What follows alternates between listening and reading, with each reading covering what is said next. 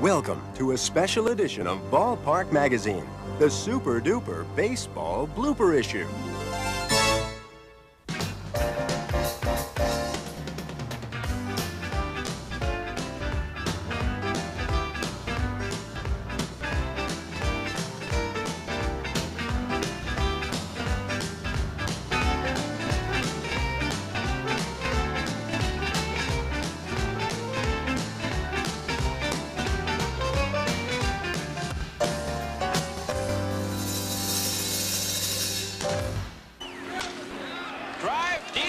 Center field. Barfield going back. It is gone. No, he caught it, Larry. My neighbor said, "Where are you going?" And I said, "Well, I'm headed to Kansas City to see the Orioles play." And he said, "What? Have you lost your head?"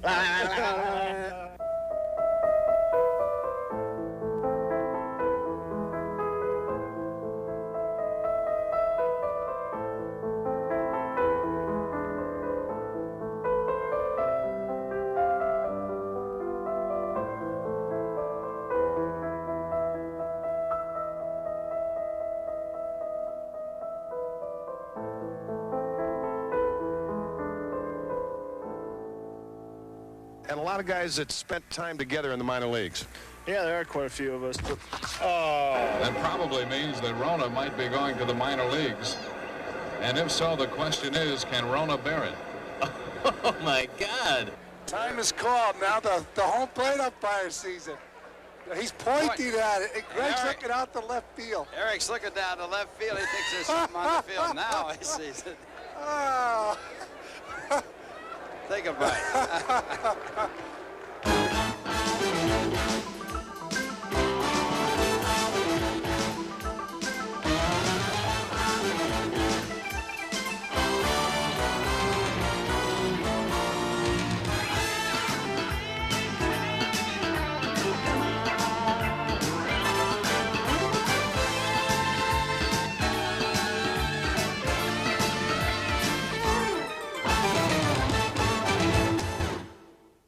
Before we turn to the heart of this issue, let's first hear from our faithful readers. Madeline Malinowski of New York City writes, Dear Ballpark Magazine, I constantly hear announcers refer to a utility player. What exactly is a utility player? Well, Madeline, this is someone like Jose Oquendo, who's so versatile, the manager can put him anywhere he pleases. Jose Oquendo, the secret weapon, calling for the Redbird. Into right field, Oquendo. One gone. Oquendo throws him out. What a play by Oquendo. Yes, Madeline, Jose, can you see, is everywhere. And the pitch is lined into left field. Here comes Oquendo, and he's got it. The jack of all trades, Jose Oquendo. Jim Rogal of Pittsburgh, Pennsylvania writes, Dear Ballpark, I finally accepted the concept of the designated hitter in the American League. Now, I'm hearing rumors about a designated fielder. Are they true? Well, Jimbo, you've caught us off guard on this one, but you never know what's going to pop up. Finally, Jackie Freed of Atlanta, Georgia writes, Dear Ballpark, I recently attended my first baseball game, and I was very confused. How many outs are there in an inning? Well, Jackie, you must have attended the game between the Phillies and the Atlanta Braves. Andres Thomas on to Perry for out number 2. That'll bring up Von Hayes. A correction, out number 3. Wait a minute. There are only 2 outs, folks. Hold everything here. Hold everything. I thought I was losing it there for a minute. I don't know how in the world that happened. How can 9 players out in the field all be confused about how many outs there are? I have never seen that happen in all the years that I've watched baseball. Oh, but to answer your question, Jackie, in one inning, there are 6 outs.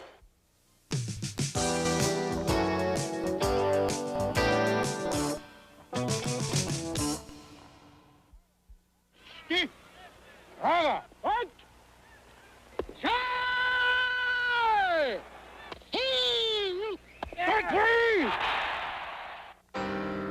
The strike zone, where pitchers and batters wage their daily war. the strike zone is often a source of frustration and bewilderment.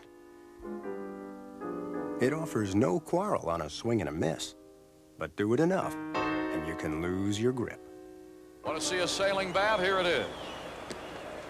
I've always wanted to see a sailing bat. Sometimes the ball never makes it to the strike zone.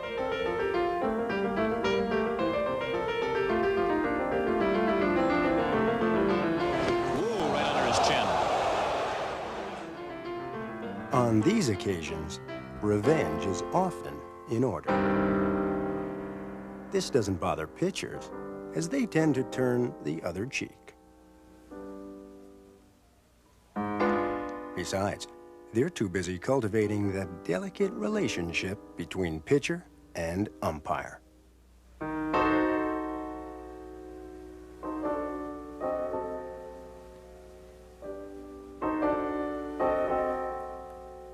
An unhappy pitcher can leave an umpire helpless.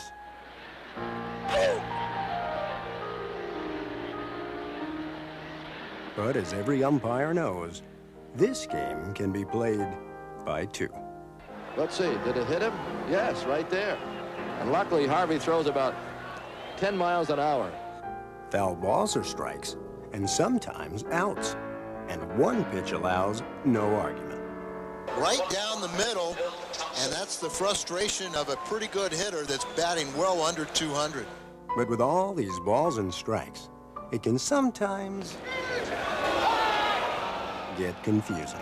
Bob Engel thinks it's strike three. Robert, you're thinking about that favorite restaurant. The count is 3-2. Or is it? Houston players are leaving the field. The count should be 3-2. Bob Engel embarrassed this time. He's trying to keep from laughing and smiling. Embarrassing moments can take place any time you cross the strike zone. Real embarrassing.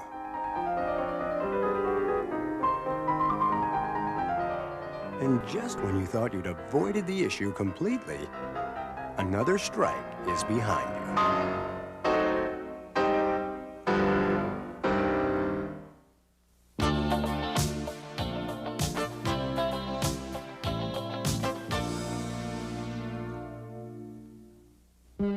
Come with us now, if you dare, inside your worst baseball nightmare.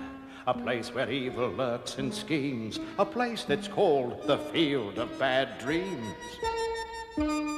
Where balls can find the smallest crack and home runs torment you by bouncing back.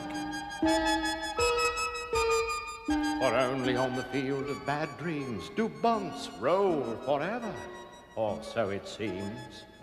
And when at last the ball stays fair, the fielders seem to forget it's there. Here catcher Salutator pitches, baffling hitters with his hitches, and leaving most of them in stitches. A field but on a pitch by Kipper, the runner breaks, unbeknownst to the pitcher, who catches one for the Gipper.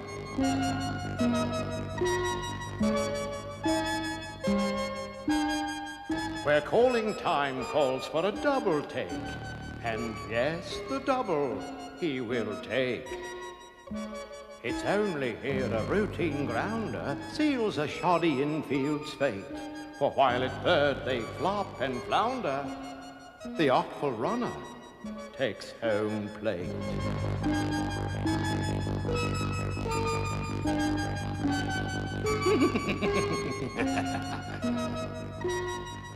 So come with us to the Field of Bad Dreams, where nothing is the way it seems, where even doubles test the brain, when ground rules don't include the drain. For in this land of nightmare lore, the bad dreams leave you wanting more of things you've never seen before. Well, there's another ball. It scoots over near the Phillies' dugout, and this ball is going to try to, it stays on the lip, and Schmidt's going to try to come home. Nobody's covering. Oh, my goodness. I have never in my life seen that. We just had a power failure here at the stadium. we've seen it all. Somebody pulled the plug on this thing. Well, the lights are out in Georgia. And we've got a flood. Out in center field, we've got a geyser. Or as they said in the movie Bull Durham, we got ourselves a natural disaster. Strike three was called, and Gladden was out of the box. Gladden stepped out. McClelland apparently told him to get back in, motioned for Hudson to throw the pitch, and he was called out. What a bizarre out. 2 balls and a strike.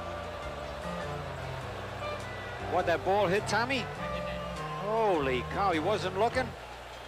Barrett is running, swing and a miss. The throw to second by Kennedy, and the runner is safe. What a bit of trickery on the part of Marty Barrett at second base. Obviously, the throw was there in time. Marty knew that.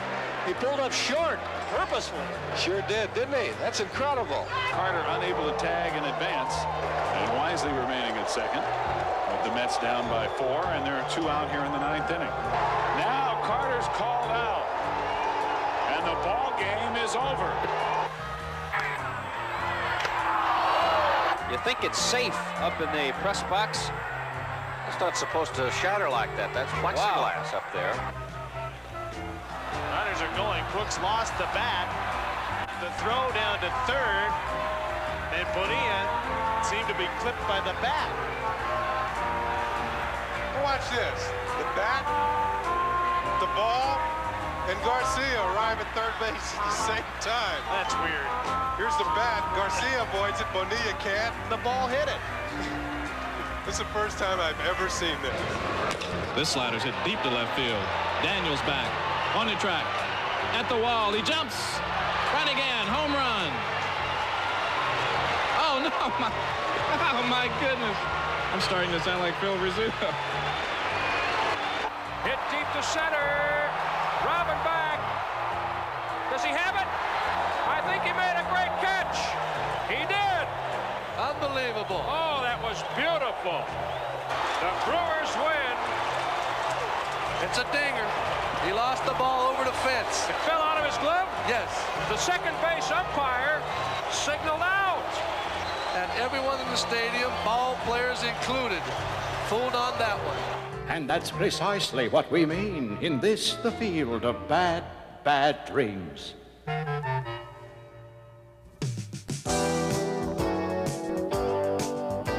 When you talk about baseball players' most embarrassing moments, everyone is the master of rationalization.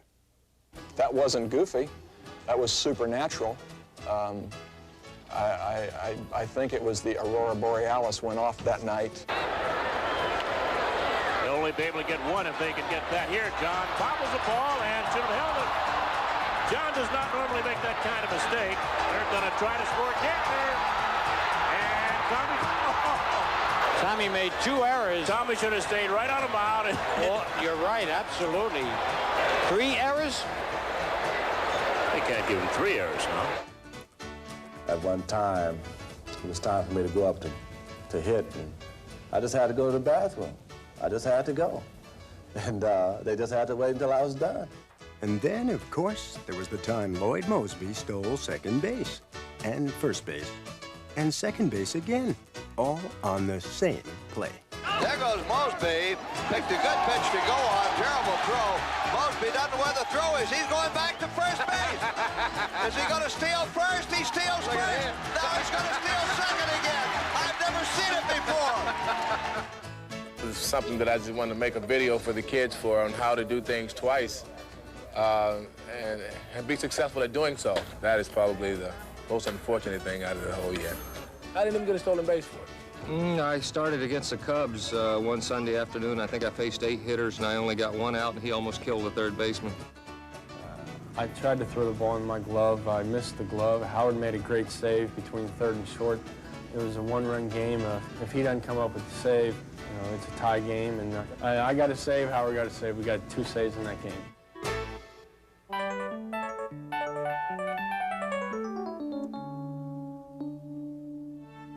And now it's time for the greatest show on turf. the three-ring, four-base spectacular that stands head and shoulders above the rest. Let the ballpark Big Top begin. And so, without further ado, let's send out the clowns and get underway. I said send out the clowns and let's get underway. Will somebody get that clown off the field? Thank you. And now, keep your eye on the ball as baseball's jugglers take center stage.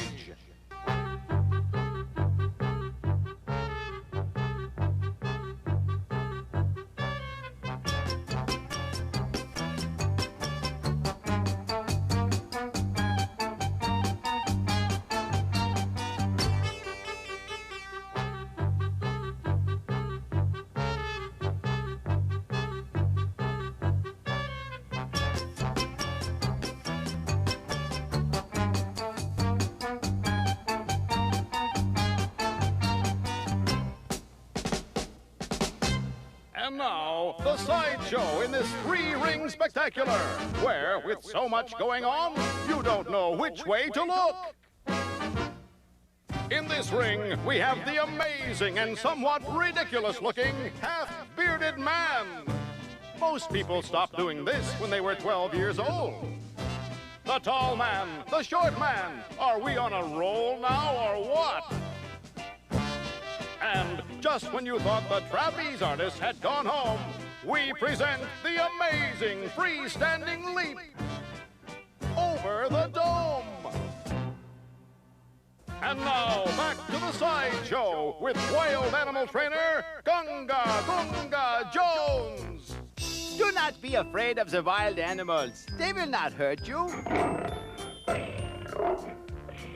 I said do not be afraid. Just keep your eyes on them at all times.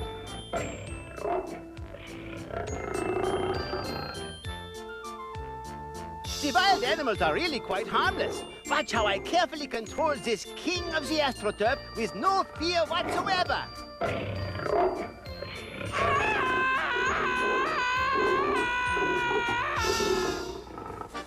And now for our finale, the Tumblers.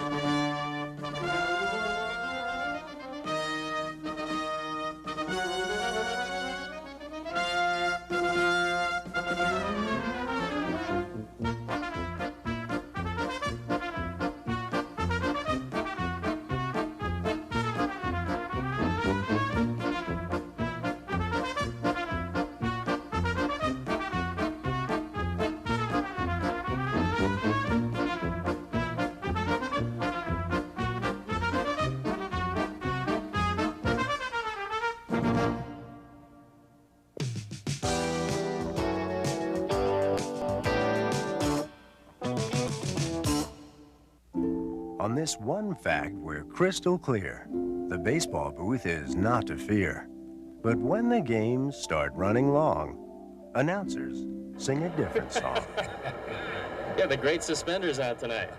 There is a place on the earth where the sun sets in the east. Okay. Appears to set in the east. Okay. It's true.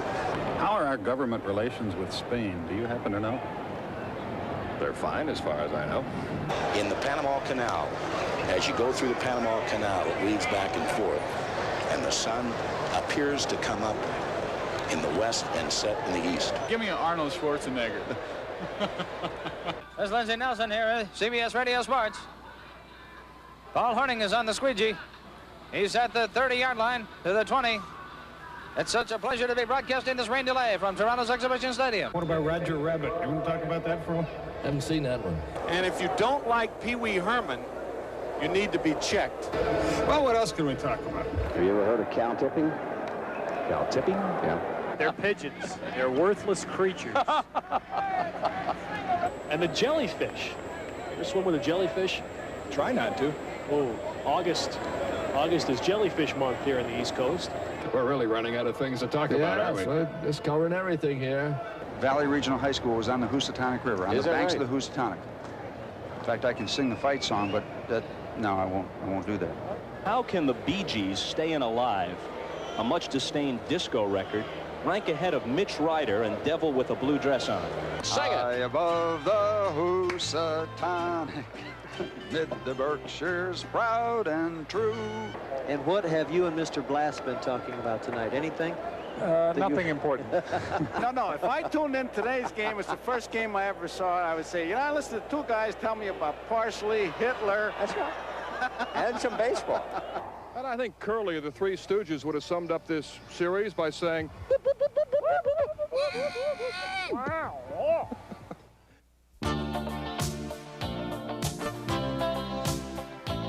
And now, this one and only message from our sponsor. Is it important? Just look. New York Mets relief pitcher Roger McDowell is known as baseball's premier practical jokester. And now, he's proud to announce the opening of Roger McDowell's School of Practical Jokes. Fans, it gets mighty boring out here in the bullpen sometimes, so I have to look for ways to liven things up a bit. So now I've decided to let you, the viewing audience, in on some of my favorite pranks. Enroll today, and I'll show you how to plant rubber in the gloves of opposing outfielders. You'll also learn how to secretly doctor your opponent's bat before he steps up to the plate. And here's a good one. I'll teach you how to throw your voice while yelling, "I've got it, I've got it," when your team hits an easy fly pop. And of course, my all-time favorite, greasing the mound for the opposing pitcher. What a laugh. Be sure to sign up today.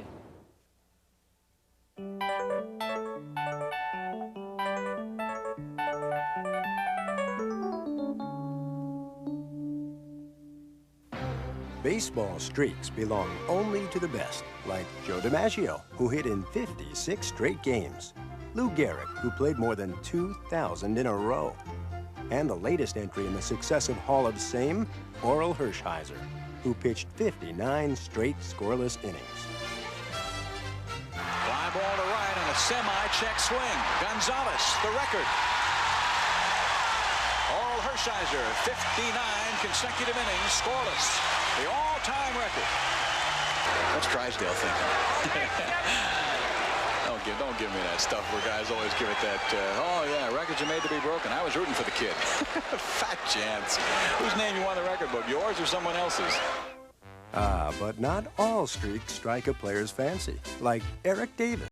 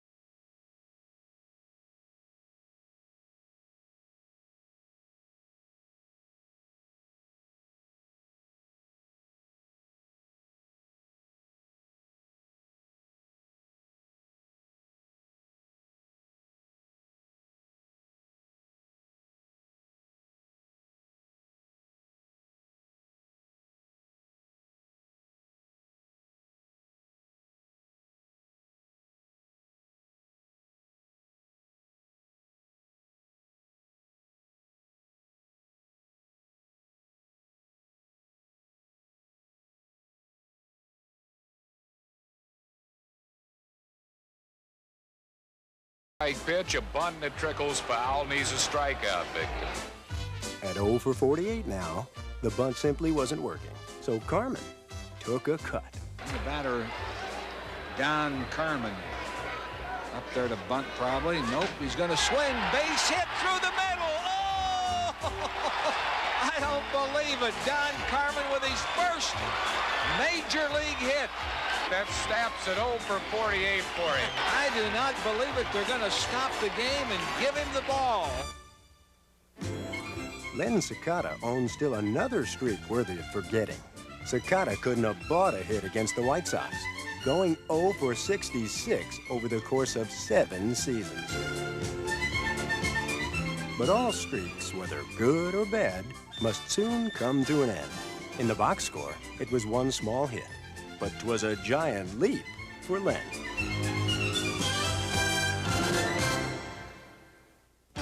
Finally, there's Dwayne Kuiper, less known for his power than his glove. Dwayne had gone to the plate more than 1,300 times without hitting a home run. Then, one night, to the amazement of all, Dwayne Kuiper rocked Steve Stone. The game started early, 12 minutes early, and Bob Lemon, the manager, didn't know that. So when I went out to the bullpen to warm up, I found that I had 7 minutes to warm up and didn't have a curveball, which at that point in my career was my big pitch. And I'm sure that Steve Stone's story would be that he wasn't loose. Well, he was loose enough to strike out the first hitter of the game. He likes to tell the story. It was 450 feet deep into the right field seats. I think it just cleared the fence, but the point was it went over. Dwayne gave him the yay as he's running around. And realized that he had watched me. Obviously, he did if he knew that I raised my arm. Or maybe it was the 8x10s that I sent him of these still shots that I had. Whatever. It's the Dwayne Kuipers of the world who will always keep the streaks of the Joe DiMaggios intact.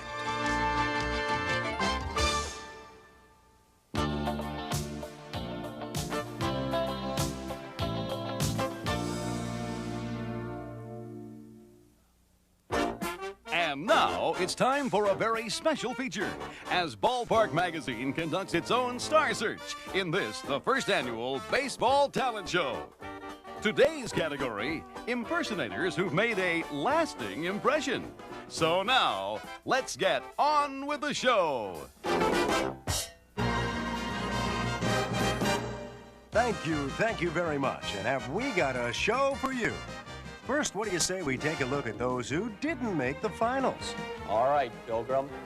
I'm here to invite you to come out to the Kingdom. I can really dig that, man. Oh, Mammy, it's your little boy, Sammy, all the way from Alabama. Don't want no eggs and hammy, Mammy. Hi, this is Ed Sullivan, inviting all you fans in the greater Seattle area. Well, blows me down. It's interesting to note there are so many broadcasters, but the best broadcasters are those who always do themselves and not try to imitate any other broadcaster. All right, Siegfried, we've got you completely surrounded by the entire 4th Cavalry. Would you believe the 3rd Cavalry? How about 3 Boy Scouts on roller skates? This is Jimmy Stewart. Now, Mariner manager, Darrell Johnson. Tom hits well, feels well, but his Jimmy Stewart needs a lot of work. And how's this for a blast from the past? The Pedro and Tommy Show. Up the elbow! Hey, baby! All right, we'll get back to those guys. But first, now trust me on this one. Remember Cincinnati relief pitcher Brad the Animal Leslie? Well, he even prompted an imitation from the normally subdued Nolan Ryan. Nolan Ryan doing Brad Leslie? You gotta be kidding. But you gotta love it. What do you think, Pedro, Tommy? How good? You can do it now, be tough. I bet Tommy loves this. But what about Tommy John? Well, it looks like Don Mattingly has him down just about perfect. Now, unfortunately, once Price Waterhouse tallied up the votes, none of these contestants, not even Pedro and Tommy, made it to this, the final round.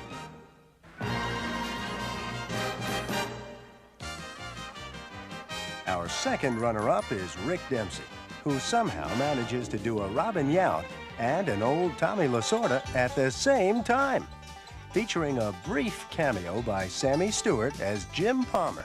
Get it? A brief cameo. Oh, boy. Toward right, curling down toward the corner. They won't get it, and it might get out. It will. See you later. Yount hits an opposite field home run.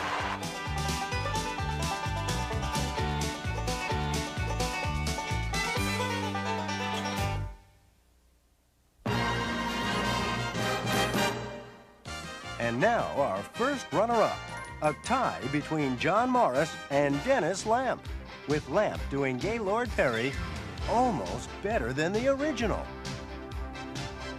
Now watch closely. Here's Lamp doing Perry, and here's Perry doing Perry.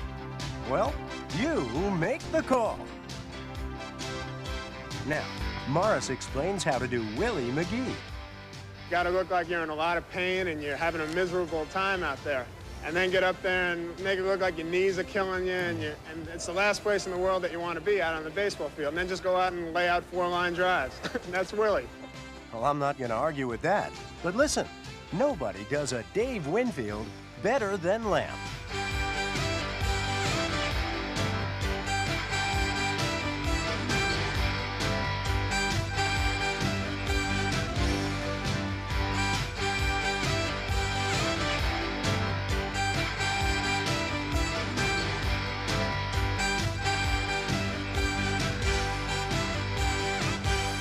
But the most natural impression has to be Morris doing Kirk Gibson.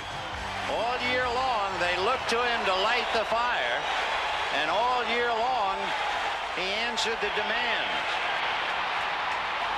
Here's the big pitch. He's got to make it happen on this one. High fly ball into right field. She is gone!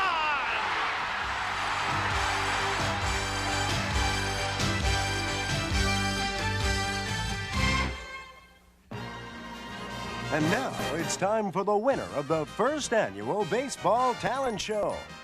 Pitcher Mark Grant of the San Diego Padres and his study in the calling habits of umpires. I got a lot of time to kill in the bullpen, so I check out the umpires. John Kibler from San Diego, you might be familiar with him. He's just real basic. He squares up behind the plate and he goes, strike. One. Strike. One. Big Eric Gregg. We got the big guys going. For a right-hander, he gets like this, and he'll go. For a left-hander, he'll go. Like that. Frank Foley, he's another one of my favorites. Frank Foley. He's kind of like the Rocky of the umpires. He'll be behind the plate and he'll go. And then for a strikeout, he'll go. John McSherry, Big John. John McSherry, a big man. He'll just motion with his hand like that. Dutch Renner, my favorite. Renner, one of the all-time favorites. He's from the old school. Very vocal. He'll get behind the plate and go, stay right. One.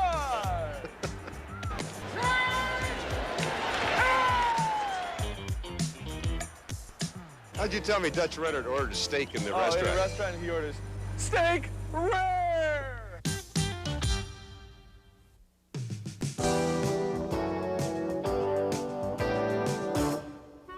Of course, we know which bloopers win our admiration, but what about the players themselves? Which ones do they like best? My favorite blooper, I guess, was about 1979. Ron Reed, one of our relief pitchers on the Phillies, was having a real tough time. He's in a slump. And he finally came in, had a 1-2-3 inning, hadn't pitched in a while, and he did cartwheels off the mound all the way to the dugout. He's 6'7". Unbelievable.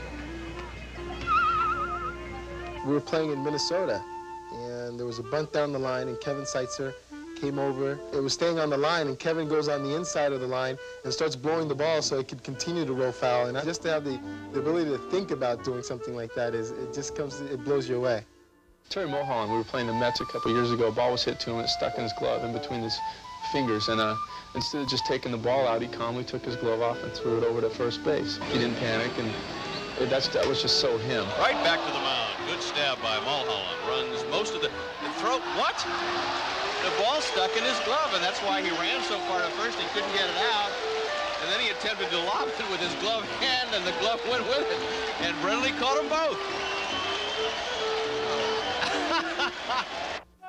The most ridiculous play that I have ever seen. I wouldn't call it funny, and I was not involved in it. We were not involved in the game, but one night in New York, Carlton Fisk tagging out 2 runners at home plate almost simultaneously. I can't remember who's hitting, but Ozzie Guillen's the shortstop, and the hitter ends up losing the bat when he's swinging, and the bat's rolling out towards Ozzie, and Ozzie goes over and fields the bat and picks it up like he's going to throw the guy out at first with it. That's pretty inventive for a fielder to think that quickly. I thought it was funny.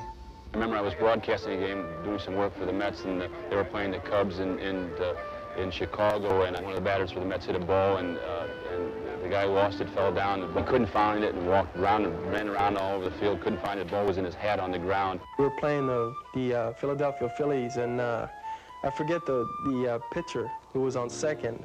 I think that the ball went behind the plate, and he was going from second to third, and he tripped over the base and just landed on his face. It was just the funniest thing I've ever seen. I think it was the blooper of the year. I couldn't stop laughing. It was so funny.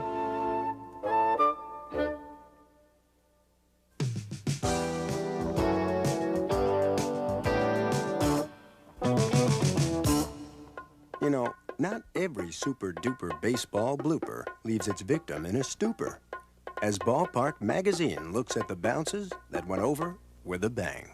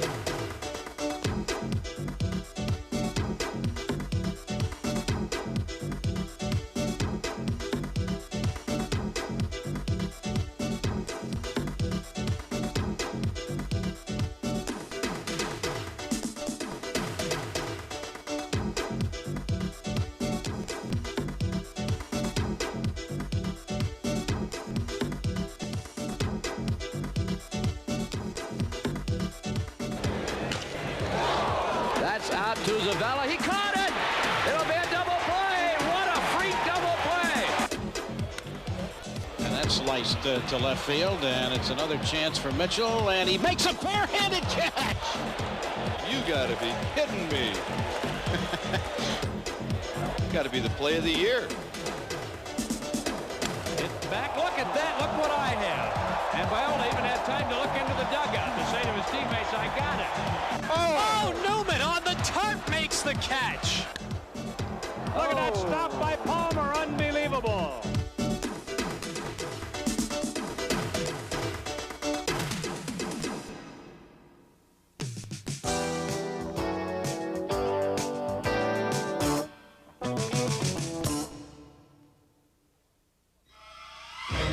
Greetings to all, but I knew you were coming, for I am the compelling Llewellyn, the magnanimous magician, the prescient personality, the bedeviling bard of baseball, able to see into the future, as with this, my first trick.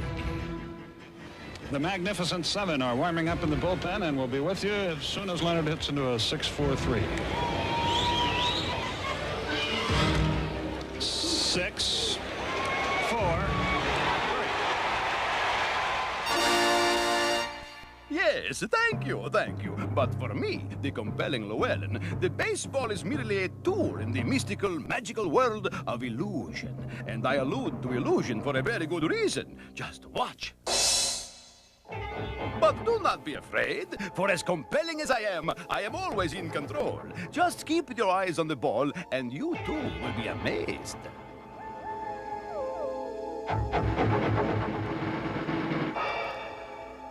That's it, my son. Keep your eyes on the ball. Never let it leave your sight. Hey, what's the matter? You flunk a little league or something? For only I, the compelling Llewellyn, can make a ball disappear, or so it seems, then reappear. Then watch the victim disappear into the minor world.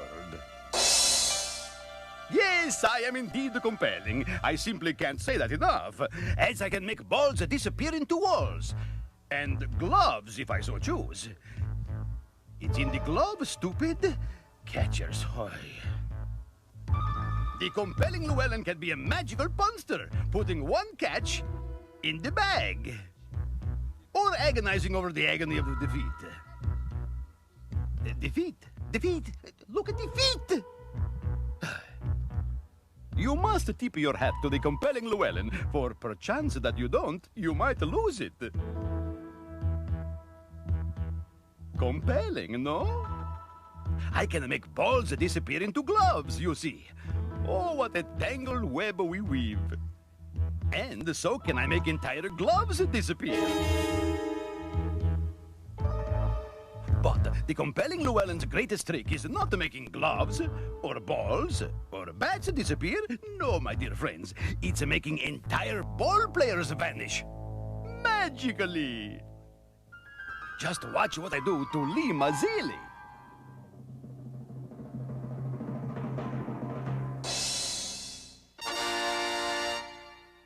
And again. Through doors, piece of cake. But there is one little problem with all of this. For once the ball players are gone, I am compelled to stop. What? Pay no attention to that man behind the curtain. He's gone. I have compelled him to leave. Hey, what's with the freeze frame? I'm not finished. You can't do this. Don't put me back in the stupid blooper-duper thing. Ha ha